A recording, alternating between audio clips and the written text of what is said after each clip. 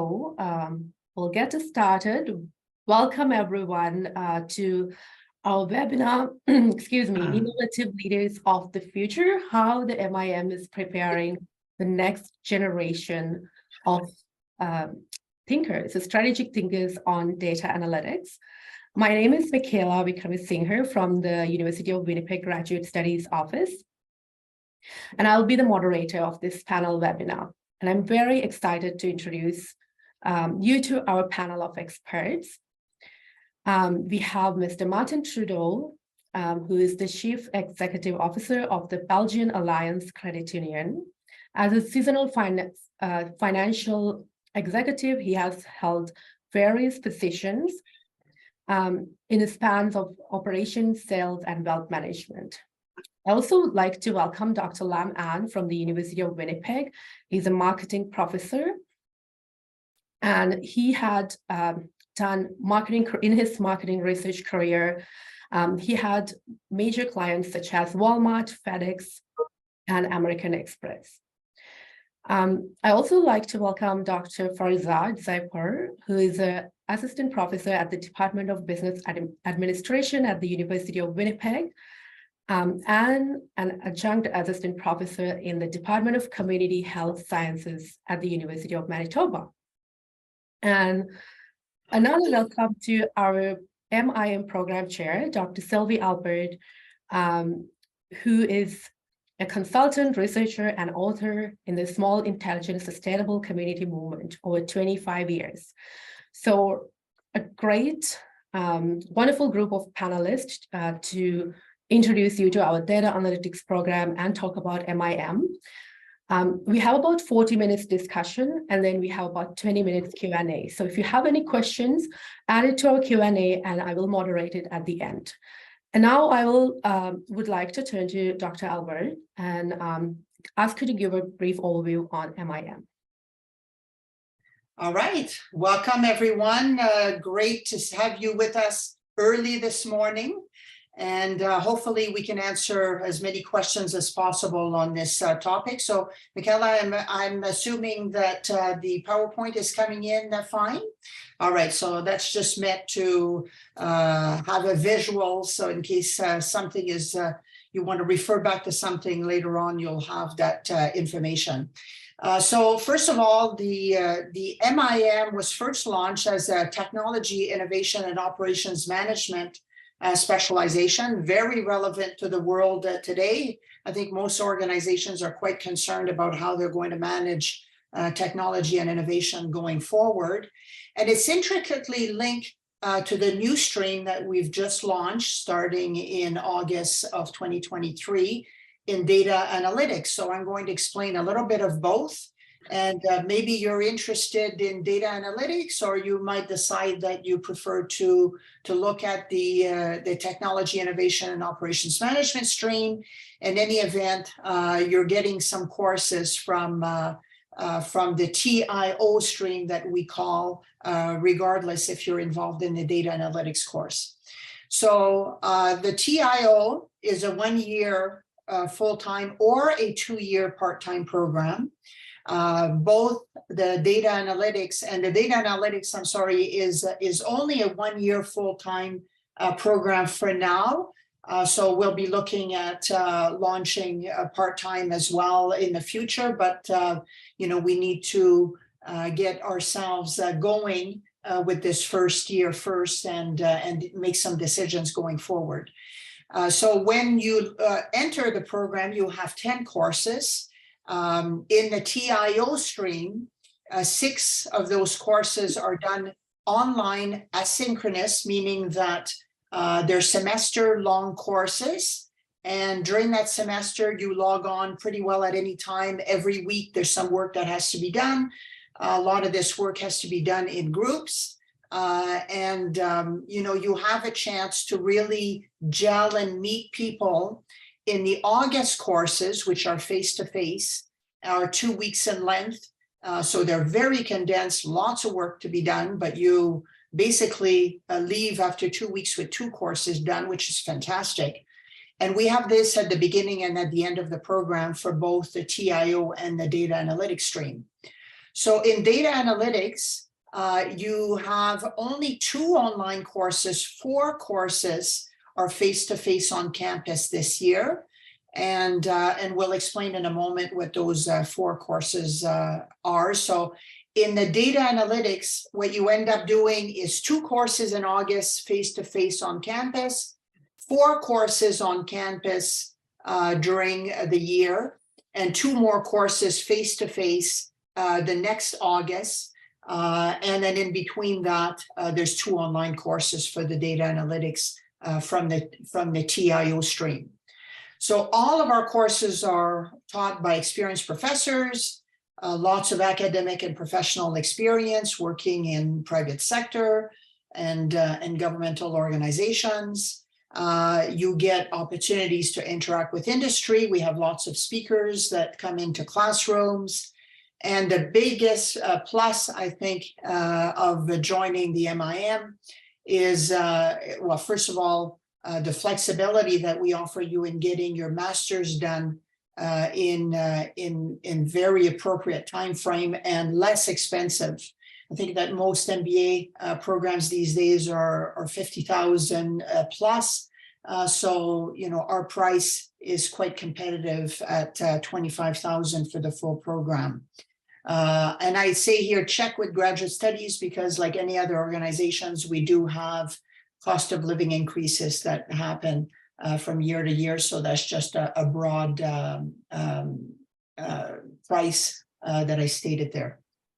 So in the TIO stream, I've already explained your 2 courses are the beginning are leadership and operations management. And your 2 last courses on campus are technology, current trends in technology and innovation and ops, and a graduate project. And then you have these 6 core online courses that are delivered asynchronously, whether you're doing them part-time or full-time over 1 or 2 years. In data analytics, you do the same 2 courses at the beginning in August, and then you do those 4 descriptive analytics, advanced prescriptive, advanced predictive, and multivariate data analysis on campus. And then the 2 courses from the TIO stream that are included in data analytics is business strategy and information systems and knowledge management. And you do same 2 courses at the end of the program on campus again in that 2 weeks condensed. So I'm going to leave it at that. It's a lot of information, but let's go to the next part of the program, discussions with the people who were actually teaching those data analytics courses. And of course, wonderful student that we had in Martin, who has a lot to say about this. So thank you, Michaela, for this opportunity. Thank you very much, Sylvie. I just have a quick 2 questions that came from our Q&A area. This is very aligned to your section. So I'm going to ask right now, the first question is there a co-op opportunity in the program? So we are not offering a co-op. You know, if there are opportunities to do some work, we certainly pass it on to students. And in fact, I have some students right now that are doing some research work, and, you know, there's opportunities that came in just this week with the government of Manitoba that are looking for people, and some special projects that come in every once in a while. I know that, you know, we do projects, for example, with MITAC, which are funded, but that's individual professors that, you know, you will work with students. If students have projects that they want to undertake, you know, they engage with a professor and get some funding from the federal government to do those projects, but no co-op per se. Thank you very much. So I will turn on to the panel now, and I would like to ask Martin, as a business leader, what is your perspective on data analytics and the importance of it in the business? And also, if you can share, as an MIM graduate, alumni, your experiences in the past. Thank you. Thank you, Michaela. Yes, so my name is Martin Trudeau. As mentioned, I run a credit union here in Winnipeg, Manitoba. So as a past graduate of the MIM, I had firsthand exposure to the courses that Dr. Albert was discussing a little bit earlier, and they're quite good. The program overall flows quite well. Now, I did the TIO, not the data analytics vein, as it wasn't created back in the day when I took the program. However, the profs were very good. The flow was good. The understanding and the concept was exceptional. So I highly recommend the program to anyone who's looking to advance their education, their knowledge, and possibly their careers in view of this educational component. So with that, I'll stop there and just jump into the data analytics side of things. This panel met briefly yesterday just for a discussion. And one of the comments we were talking about yesterday is how data has become the new gold or oil, for lack of a better word, simply because the resource that it has is so important and so valuable in today's day and age. So for one to understand how valuable that might be, I'm just using an example of Mountain Equipment Co-op here, which is another cooperative in Canada that I follow quite closely. And it sold at the end of 2020. And they paid about $51 million to have access to their client portfolio, is what they paid for the client list. And pretty much the intent was to buy the data. They wanted to understand who was using their services. They have about 5.1 million accounts or customers, and that turned out to about $10 per account. So there's a professor that I follow quite a bit, Mr. Michael Padin from Simon Fraser University, and he has a couple of articles written about why they would have paid that type of money for data. And frankly, it really is the new world of how we can move forward. So how do we use that in the financial industry where I'm from? We use it extensively in the world of risk management. So from debit card fraud management to credit card fraud management, these kind of things, data analytics, predictive forecasting, and so forth plays a very, very large part of managing that risk for us. That is not the only other area that we use it for. Things like anti-money laundering. We also use some data analytics and some predictive models to determine patterns of accounts and whether or not those patterns fit the intended use of the account. So again, these are some of the areas that, this type of resource is used quite a bit.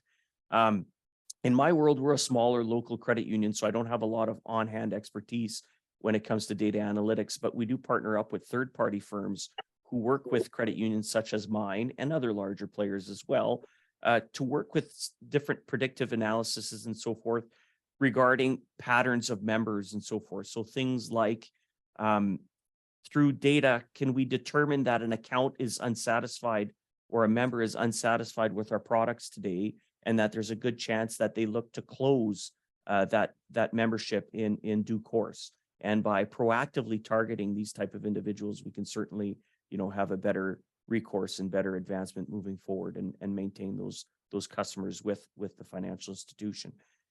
So generally speaking, financial institutions will use data analytics and projective models in different areas, but one of the big areas would be profit and loss gains, so towards our income levels. By running analytics on customer portfolios, we can certainly determine the profitability and the future potential profitability of the portfolios. We can use that to optimize our pricing strategies for products and services, which is very important as well. And sometimes we can use things to use kind of a combined analysis to determine if we make changes to one product or pricing, how would that impact a portfolio overall? So again, we've used that in the past. We would also use it possibly for some efficiency gains. By that, sometimes we can target processes or customers or procedures and workflow. And by having some data analysis behind it, it certainly helps that move forward. So in general speaking, it kind of PayPal, one of the largest data providers in our financial services, who's not a bank, they have it in 4 key components. So I'll just summarize. It's personalization, compliance, risk, and customer service. So again, for anyone in the financial service world, we would certainly use data analytics to help along those lines in those 4 key principles. And our credit union here would be no different. So thank you. Thank you very much, Martin. I will now go to our 2 professors from the program and to talk a little bit in-depth information into the MIM data analytics. Lam, you want to go first? Sure. Yeah. So, hi everyone. My name is Lum, and I'm a assistant professor of marketing here at the University of Winnipeg, and I will also be teaching the multivariate data analysis for the MIM data analytics program. I think Martin's mentioned a very relevant examples of how data can apply to a day-to-day business environment. I don't think you need to be introduced more to why data is important. That's why you are here, I believe. And in addition to predictive analytics, there's a lot of things data can help you from market segmentations, right? From a marketing standpoint, just to break down your customer into different parts so that your marketing communication can be the most efficiently communicated. I believe that the MIM data analytics is one of the more unique one you'll find. First of all, not only because it's cost effective, but also it's very applied. A lot of the programs that you see, I already see some questions in the Q&A about what coding language, what kind of background or quantitative. Of course, we would need some, we will require some, computer skills or, quantitative background from students coming in. However, we aim to be a more applied program. From a standpoint of data analytics, we believe that the context to the data is very important. Most of the programs that you will find in the market right now focus heavily on programming. It's being taught by computer science statisticians who might not have that business background to convert these data into actionable recommendation, into insight. And I think we have a good balance of that. I think storytelling, how to tell good story, provide good insight from data provided is more important and a very underrated skills. With that, I'll pass on to Faza to talk a little bit more about the program. Okay. Yeah, thank you everyone and welcome to this event. Yeah, let's talk about data a little bit, and then I want to say a few things about this program specifically. We've been talking about data, the importance of data, why do we need to use data in our decision making for years. We in operation management, for example, big data has been a trend for 2 decades, right?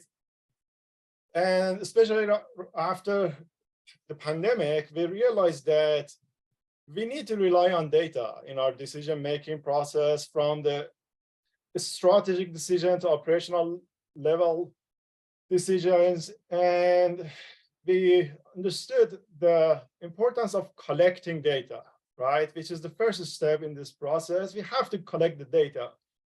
And you see, you look at every single organization from one industry to another, from service-based to manufacturing-based industry, we are collecting data, right? We see big data sets, and everyone knows we need data.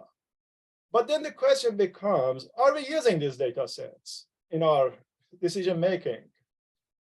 And the answer is that most of the time, no. So what is the problem? If we have all this data set, why don't we really use these data sets in our decision makings, from day-to-day decision making to strategic decision making? Why don't we rely on our data that we are using? And if I want to give you an example, healthcare, this is something I've been doing for 10 years now. And in healthcare, we have the best data set, very detailed data set, patient level, every single patient. You can track that patient through the whole journey, and you have everything. But are we using the data? The answer is most of the time, again, no. So what's the problem? Here's the problem. You look at one organization, you have one department, you see this strategic leaders, right? And what they really do well is framing the problem. They understand the problem, right? They can frame the problem, but sometimes the issue is that they don't specifically know what are the tools available to them to help them to make these decisions, to address that problem.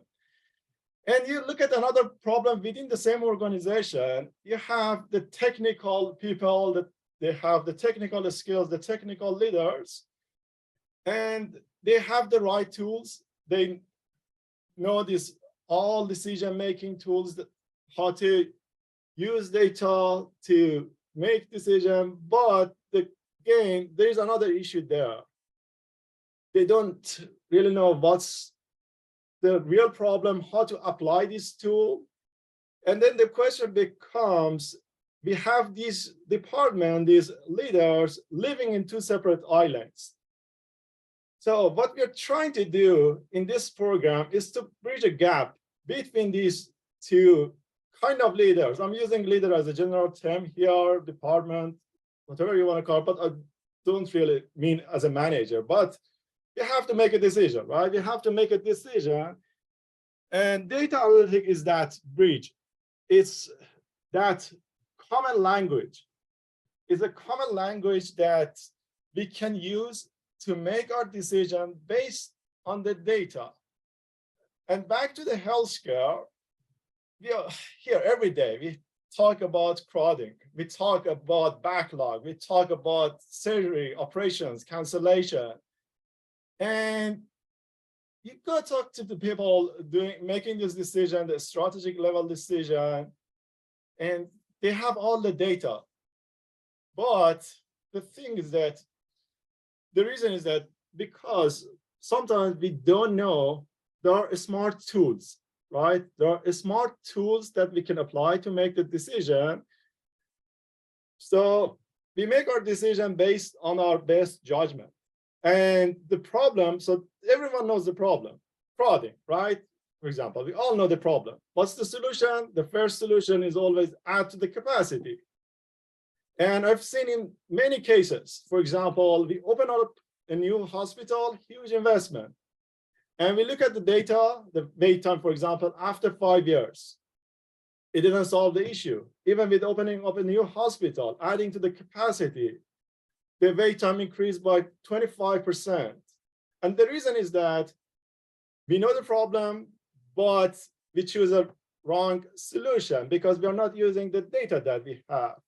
And you look at the data, it becomes about efficiency, about the policy, about the booking assignments, patient assignments. We need to have these tools to make our decision.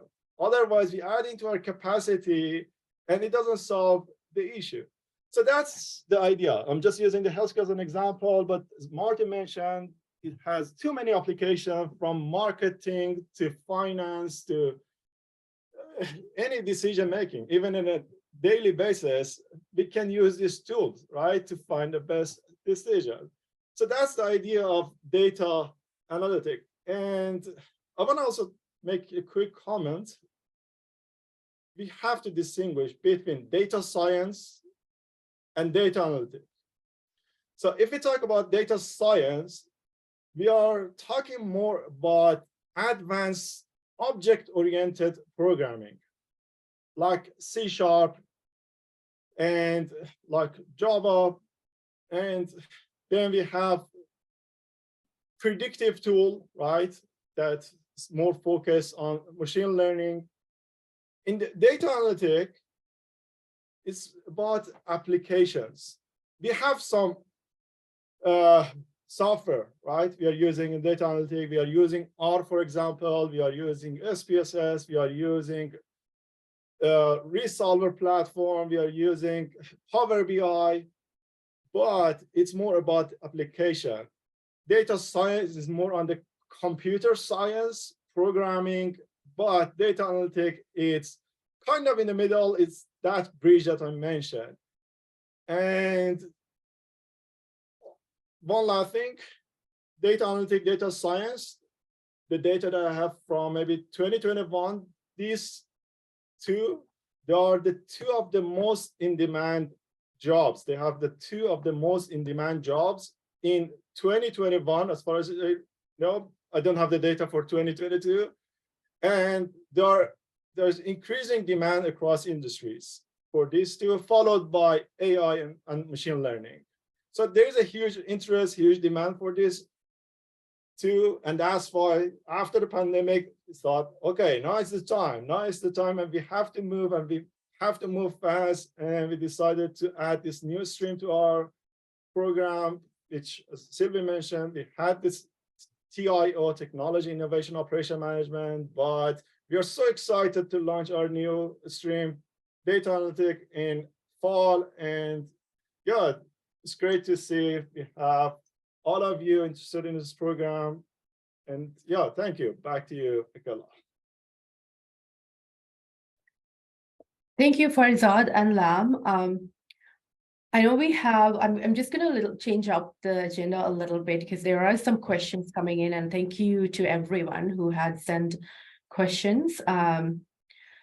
You may have covered half of this question, Farzad, but I'm going to give this to you.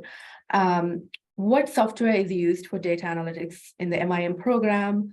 Are there any capstone projects that require applied research design and psychometrics?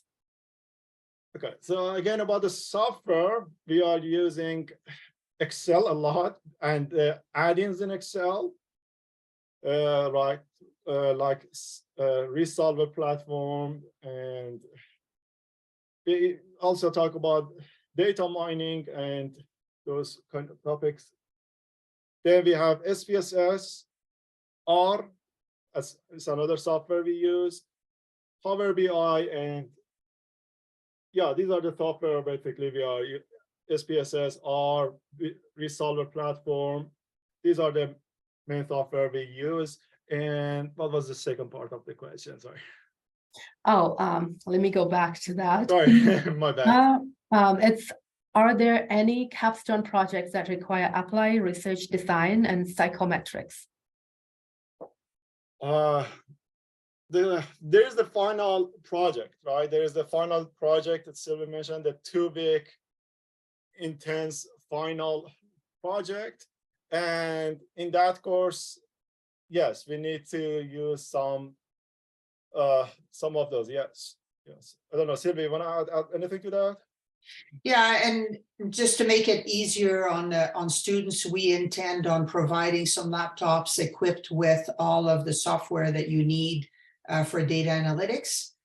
So for the time that you're in the program, so it's you should be able to come in with the tools that you need to get those courses done. I want to add a little bit to that. So in addition to the capstone course at the end, every course that we structure in MIM is an applied manner. So every course, you will probably have a lot of case studies. So you use data to make decisions using case studies, and also end of semester projects. So there's absolutely no worry about lacking applications. We try to use applications in data analytics as our unique trait. So we do that at every possible opportunities. Yeah. And just so students know, like we also provide some mini courses that you can take on your own. There's no fees to them at the very beginning before you begin the program. So if you need to catch up on some maths or stats, or we are hoping also on Excel, those kinds, if you need to catch up on some of those skills, we will have some preparatory courses that will be available to make sure that you're comfortable when you go into those courses. And if I can add one more thing. So these 4 core courses of this data analytics, we have multivariate, we have descriptive, prescriptive, predictive, and we are covering a range of topics in these 4 core courses, like the multivariate, we're talking about statistic, regression, all those topics. Then we have the descriptive, is more about data visualization, which is the first step of this process. We are learning how to clean the data collection, what are the steps involved, and how to get insights. The descriptive, what is the current status of the system. Then we have predictive. We are talking about predictive tool, machine learning, introduction to machine learning, the forecasting, time series forecasting, and how to predict our demand, our sales projection. And we have the prescriptive, which is prescribing a solution using the data analytic tools. For example, we cover optimization, simulation, decision trees. And yeah, these are the kind of topic you can expect. And again, we are using software in every course. And as you can expect, data analytics is a quantitative subject, right? So these are mostly quantitative topics we are talking about. Thank you to all three of you. I'll jump into another question. It's from, so the person asks, I'm a graphic designer with experience in UX/UI. I would like to know if this master's degree can complement my future career in the field of design. In the field of, yeah, the thing about the data analytics is that everyone can benefit, right? Because this is the world we are living in. Everyone in every field, you can benefit from this program. But the thing is that what we are trying to do is to keep our cohort small, and so our students can benefit most from the program. So within the department, within our committee, we have to be selective. But to answer your question, for sure, yeah, you can for sure benefit and build your career goals and meet those goals. But again, because of all the different reasons we have, we want to keep our cohort small so our students can get the most out of the program. But I would encourage everyone who's interested to apply. And yeah. Yeah, I think The TIO stream too. yeah, I think for the user experience, definitely user experience from the name. It's a marketing subfield. You have to communicate and optimize user experience for your market segments, and that's where data analytics come from. So definitely consumer psychology, all these predictive segmentation skill is going to come in handy. As Fazad mentioned, there's no, I challenge anyone in the waiting room to give us a feel that data analytics is not a benefit. So I guess Martin have some insight too. Just maybe some industry participant insight. Data analytics, as the panel has been saying, is very relevant in most of society. But for user experience in graphic design, a real life example in financial services is we use a large national body called Central One. Anyways, won't get into that, but they have a lot of programmers on staff and graphic experience. But what they do is they actually look at the data to determine how to lay out their platforms for ease of use, customer satisfaction level, and so forth. So for sure, if you had that component of data analysis and the analytics built in, without a doubt, it would be useful to understand the best path to go forward in how to design these user interfaces. Because again, it's the pattern, the data will provide you with the predictive model that you should use if you're using it correctly to make it that much more successful at launch. So I would wholeheartedly agree that it would have a good tie-in. Now, whether or not you'd get to use that information based on your job description, that's a little different based on industry. But the reality is that education and that knowledge would be wonderful to have behind you. I'd like to add also that, you know, anyone who's thinking of career planning, you should be looking at, you know, where you want to go from where you are now and how this program adds to your credentials to go forwards for some of these jobs. Like just to give you a side example, we had a couple of teachers who took our technology innovation and operations stream, and usually they would have gone for a master's of education. But, you know, as we know, the educational sector is going through a lot of transformation in terms of technology and needing a lot more innovation to make some changes to the system.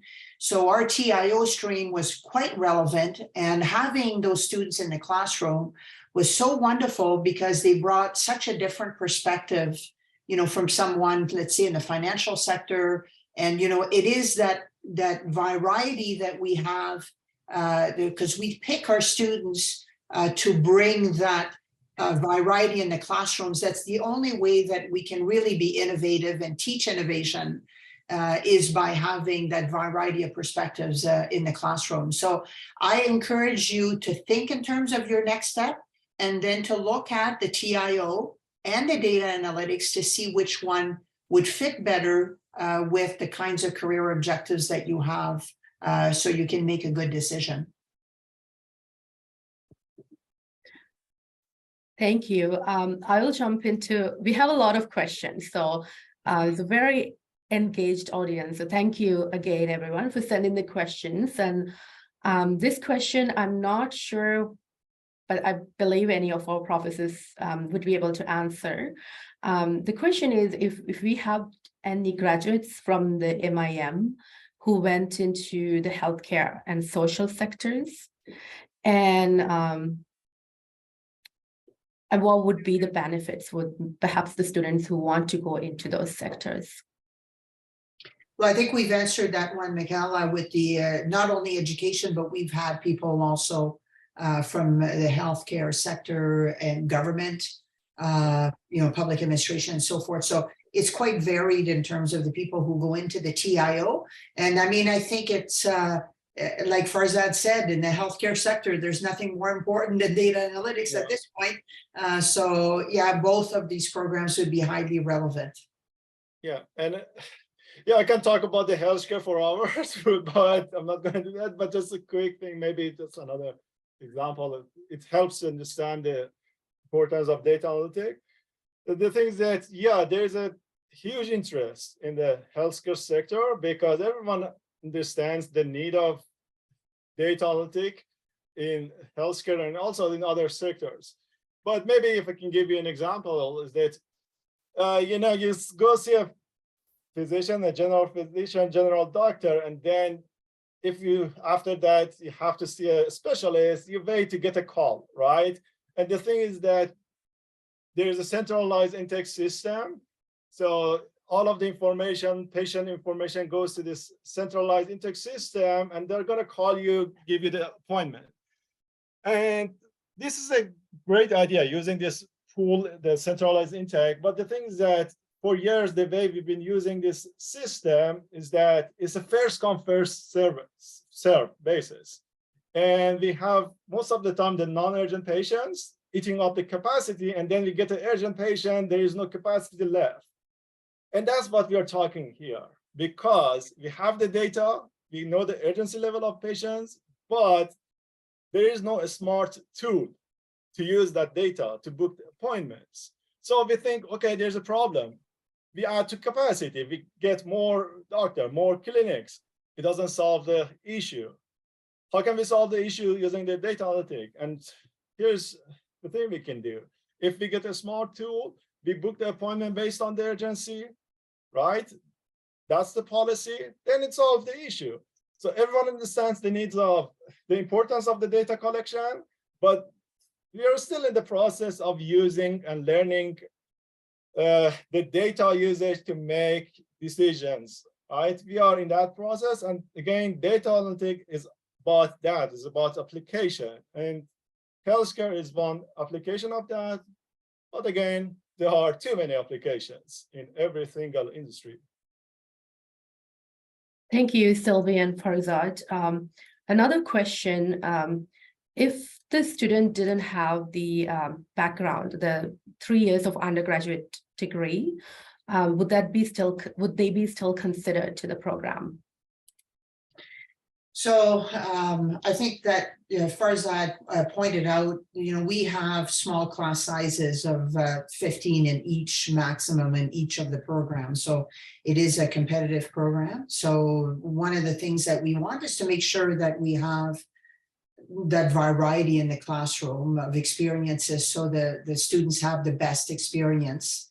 And also, so like, we're not duplicating, everybody's an engineer in the classroom, and then you get absolutely no perspective into other ways of thinking about some of the issues that we present. So that's one component.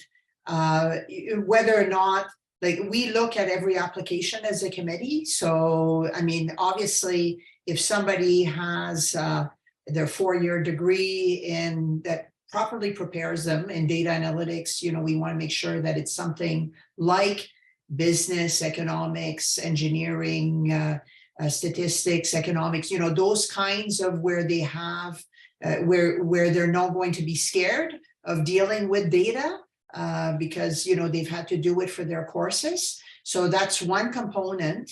And, the other component is professional experience, because this is a management related program.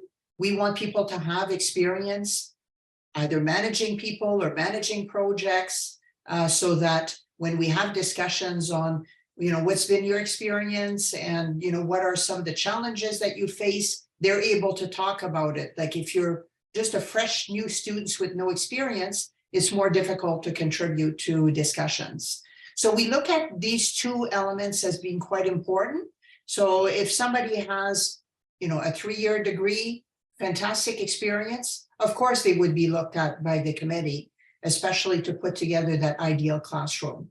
I hope that answers. I don't know if, because both Farzad and Lama are on that committee, so they may want to add something.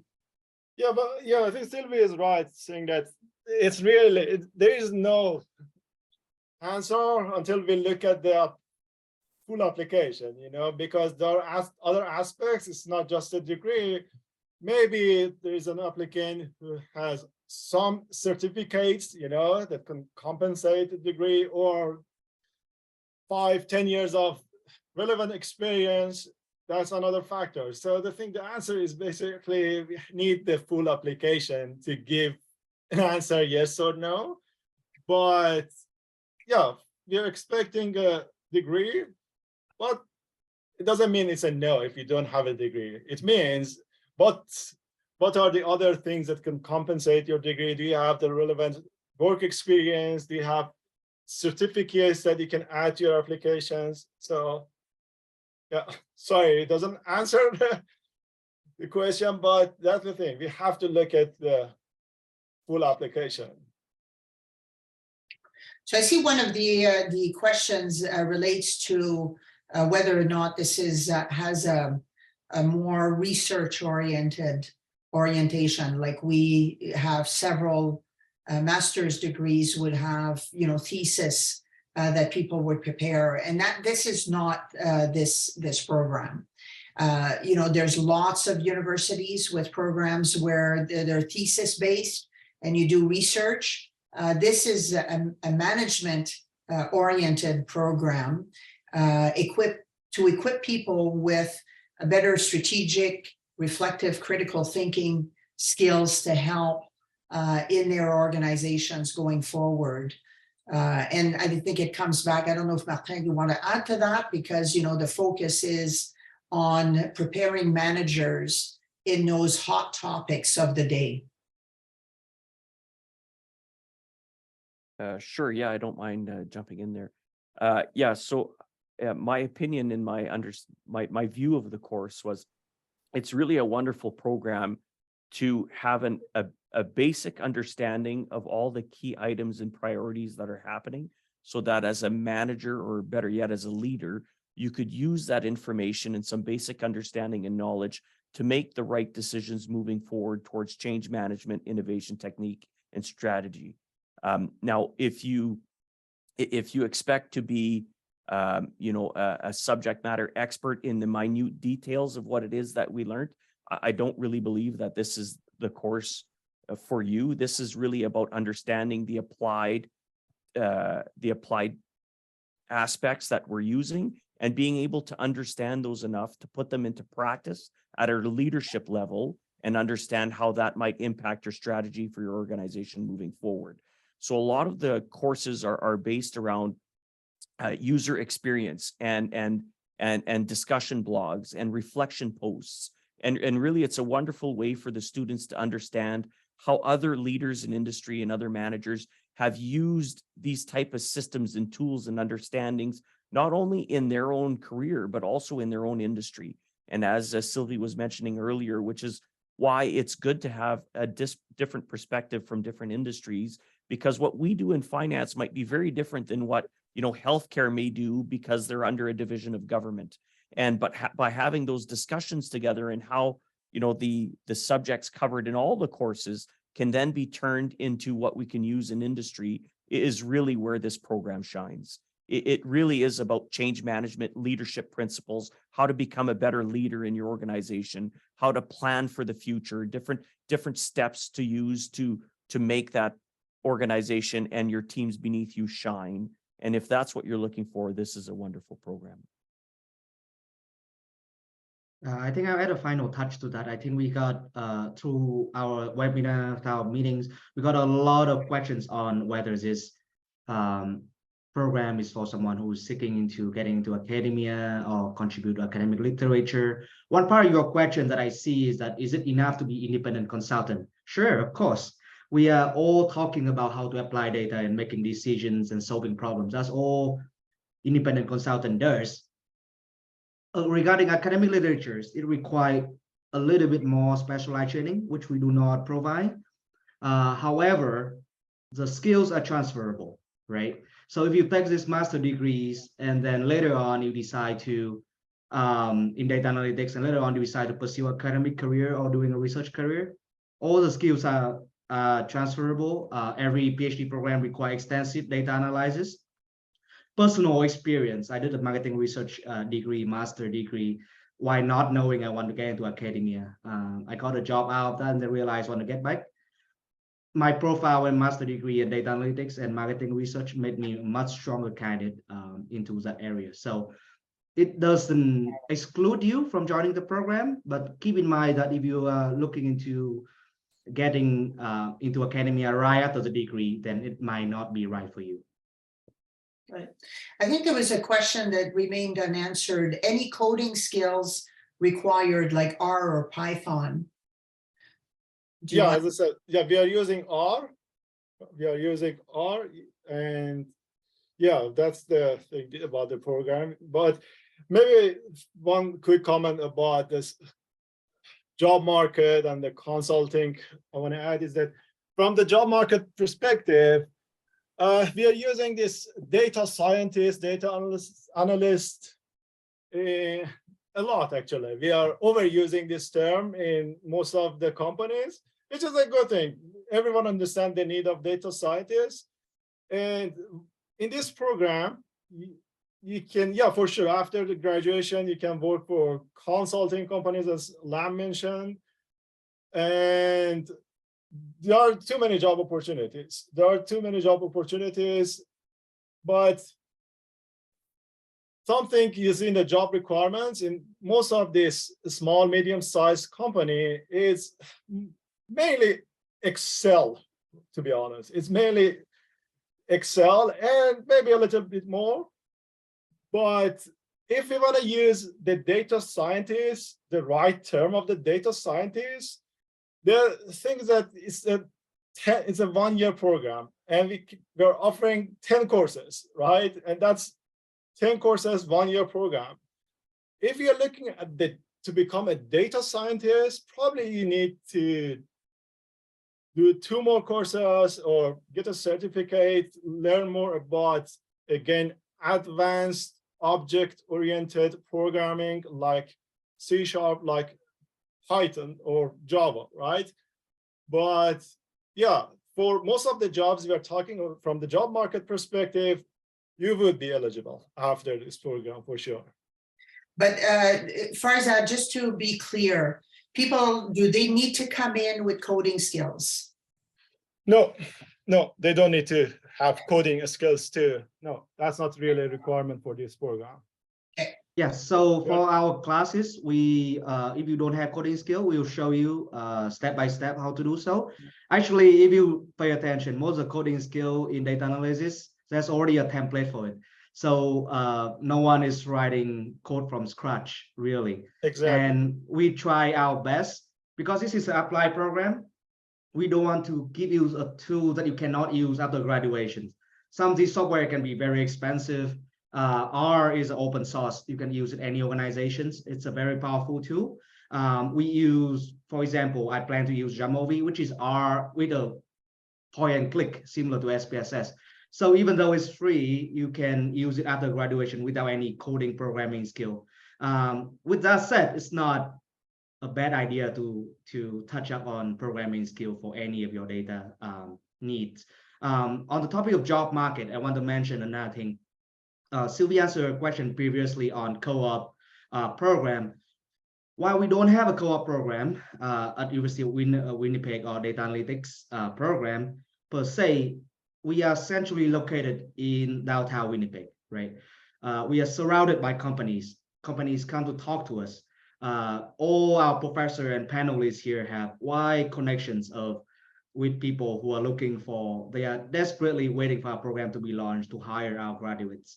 So if you are worried about jobs after graduation, I don't think you should be. There's plenty of job opportunities. Even for my undergrad completing marketing research class at the undergrad level, second year, they already hire because of their new skill. So imagine with your business experience, with your advanced analytics skill obtained from this program, there will be a demand for sure. Yeah. Right. And I can tell you that I teach the leadership course in the first 2-week condense. We always have, we bring students onto an industry visit. Usually we see about 3 companies. You know, these companies usually tell us, will you come to see us and how can we get access to your graduates?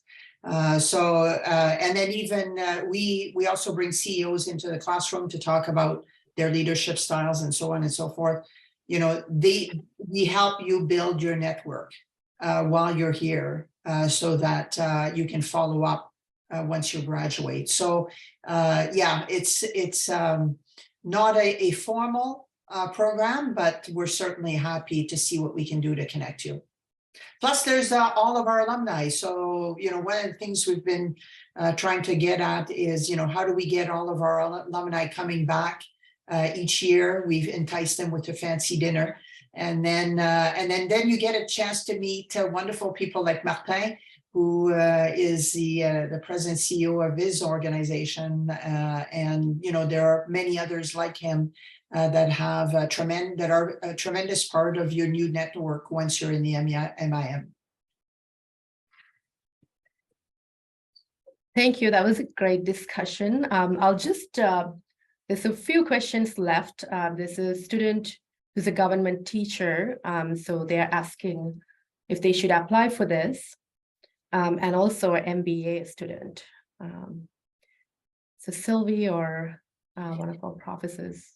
So I get a number of requests from MBA students, and you know, I just want people to recognize that this is a lateral degree, so it's another master's, and I suppose people are making decisions why they feel the need to add another master's. That's a personal decision.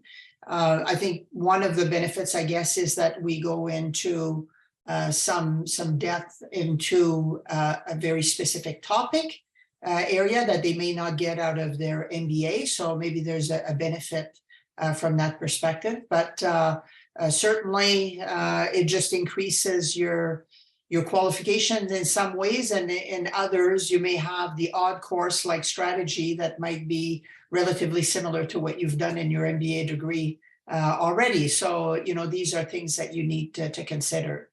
I think I've spoken to the teacher issue. So, you know, we welcome in the TIO version, certainly we've welcomed teachers, and they've been a wonderful add-on. Where on the data analytics, that's, I mean, if you see that as a career plus, maybe you're thinking of teaching.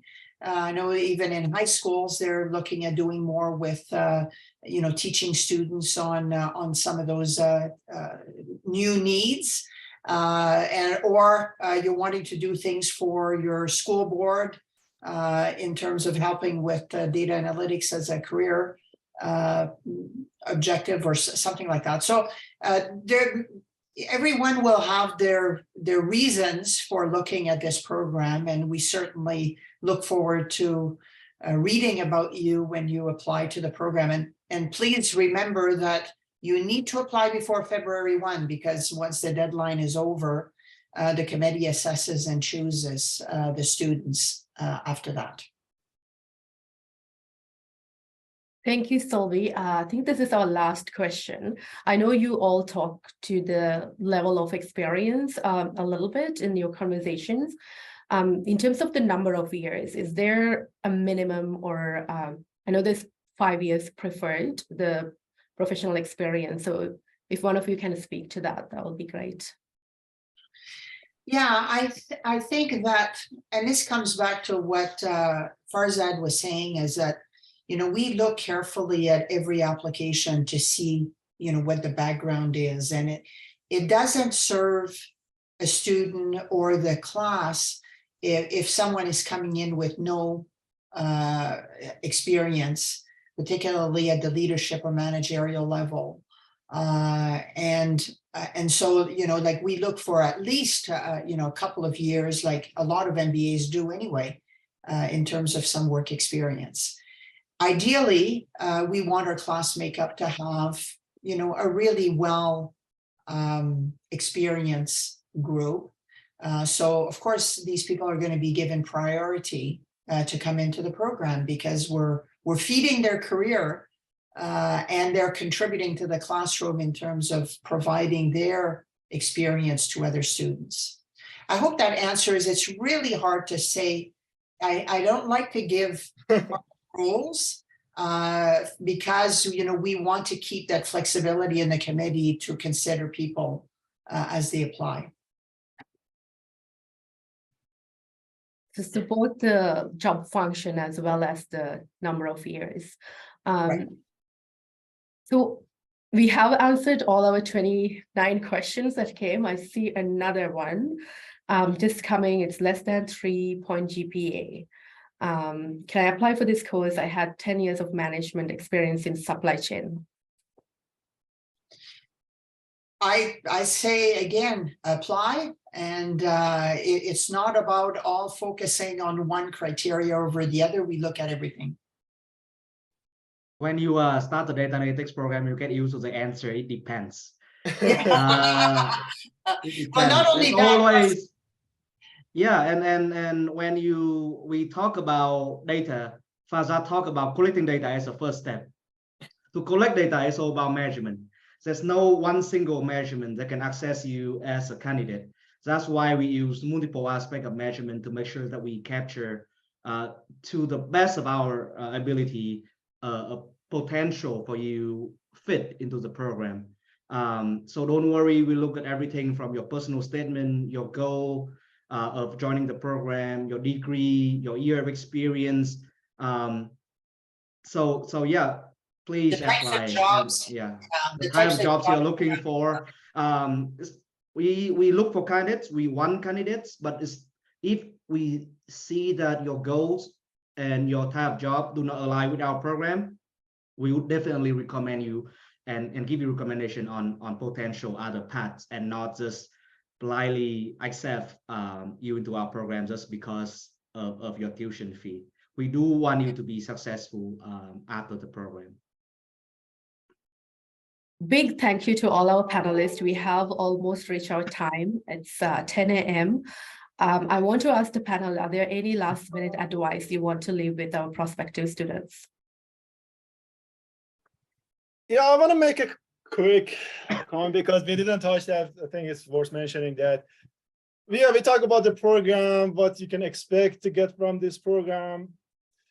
But there is one more thing I want to mention is the fact that, and that's the beauty of the Master in Management. I think we should maybe briefly talk about that, is that the type of students that we get, they're coming with different backgrounds. We have students with more managerial skills. We have students with engineering, technical skills. And yeah, you're learning a lot during this program, but at the same time, you're learning from each other. Doing these case studies, doing group assignments, you're learning from each other. And that's, I think, the beauty of the Master in Management, because the type of students we get, and we are getting students with all different backgrounds. Maybe Martin want to say something, I don't know, but if from his own experience during the program. But this is about the business department, and specifically the difference between MBA program and MIM program is that you are also enjoying this journey and learning from each other, and also we are learning from your experience as well. That's also part of this MIM. Yeah. Farzad, I certainly support the comment. We learn from one another. We understand different views and opinions from one another. We make friends with one another. You know, the cohort that you will go through this program with, you will remain cohort with for a very long period of time, I have no doubt. Now, maybe not everyone in your classroom, but there will be a core for which that you will get to know quite well, having worked on different projects and work streams and possibly your capstone and whatever else the case may be. So it also expands your network as well into different industries that, coming from finance, I don't have many other industries for which I'm as expanded to. But, you know, through this cohort, you certainly hear about, you know, construction to engineering to different fields altogether. And it makes it very interesting and fun and a dynamic program overall. So I thoroughly enjoyed my time through the program. I didn't do it for, I'm probably a weird student. I didn't do it to advance my career. I just did it because I love to learn new things and I keep doing continual education, and I thought it was wonderful. So for anyone out there who's maybe on the fence, I do think it was a great program. But it is a program where you have to learn to share quite a bit. So and in a lot of ways, if you are an introvert and you're not used to that, this is probably a great program for you, because it'll put you into certain aspects where you'll learn to really work with others and share and provide your feedback and opinions on various issues. And in the end of the day, it truly is a wonderful program to go through. So the profs that are here today, they're very good and they're very passionate about their students. Overall, the profs were very good through the program, and we rather enjoyed it as a group as a whole. So that's my parting comment. Thank you so much, Martin. And I think the students learn about themselves and about other ways that they may think about doing things. So, you know, you recognize, you know, by hearing about the theories and the concept in the course, what you could be doing differently. And also students in the course will say, I tried this and it doesn't work, but this was the problem and this is how I solved it. And so there's an immense amount of learning that happens in quite a variety of ways. So I think it's a lot of fun. I love teaching adults because you're there because you want to be there. And so it's a wonderful relationship in the classroom to have these discussions. Sometimes they can be mini arguments. We're always friends at the end of the day, but it's quite a different environment than when we're in undergrad and, you know, students don't want to talk at all because they think the professor should do all the talking. This is about everybody contributing to discussions at all times. I guess left it with me. I hope that throughout this short, brief 1 hour webinar, you can see the passion of everyone involved in this program. I think the best persuasion strategy is to show and don't tell. I think we don't have to say more about that. We are all passionate about helping students to succeed. And one common question we have, and our MIM program is a product on the market, right? If you are debating on whether you should pursue an MBA or a specialized MIM program, data analytics, the market is moving toward more of a specialist. People want to really see what you can do, what software you can use, what you can help the organization. MBA is more generalist program where you learn a little bit of everything. It's getting more difficult to get a job being a generalist. Our program, as you have heard, we combine the networking components of the MBA program and connected with a specialized skill set so you can use and transferable to all of your career paths, no matter what career path you choose from. So I think it's a good balance. I would highly encourage and look forward to seeing your application come end of January. Thank you very much to all our panelists again. I feel like I know a lot more about the program than 9 a.m. this morning. And thank you to all the participants. I know some of you, it's really late at night. And thanks for everyone joining from Canada and around the world. I hope you have a wonderful day. I have added the online application portal link and the MIM website. And if you have any questions, contact MIM office or the Graduate Studies office here, and we'll be happy to answer. About 3 weeks for you to get your application in, so don't miss that deadline. And we are here to help you if you have any questions. And thanks again, and hope you have a wonderful week.